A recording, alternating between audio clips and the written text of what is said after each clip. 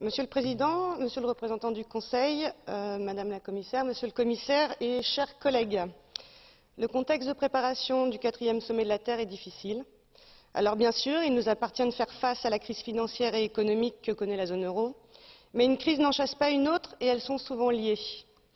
Et oui, la crise de la dette ne touche pas seulement la Grèce et les finances européennes. La crise n'est pas que financière, c'est aussi une crise sociale et écologique à laquelle nous devons mettre fin. Nous sommes aujourd'hui en déficit écologique. Nous avons commencé à entamer notre crédit il y a 40 ans et depuis, la dette se creuse, les inégalités se renforcent, les agios grossissent chaque année. Dérèglement climatique, déforestation, effondrement des stocks de poissons, perte de la biodiversité en sont les signes les plus flagrants. Une seule solution pour l'humanité, régler sa dette.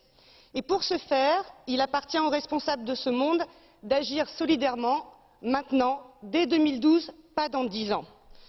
Je crois que l'Union européenne a un rôle primordial à jouer et je crois que le 4e sommet de la Terre à Rio, en juin 2012, est le cadre pour de nouveaux engagements pour changer nos modèles de développement économique.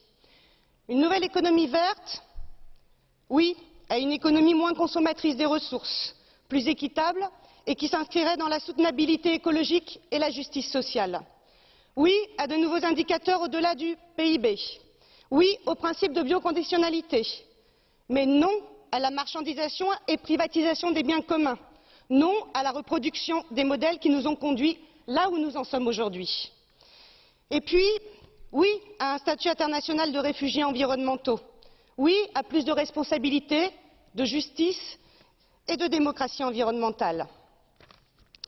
Nous, élus responsables, 20 ans plus tard, qu'avons-nous à répondre à Seven Suzuki?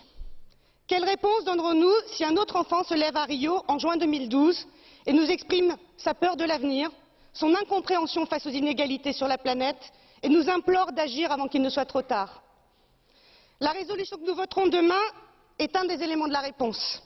Cette résolution, telle que votée par la Commission environnement de ce Parlement, est une position ambitieuse, volontaire et responsable.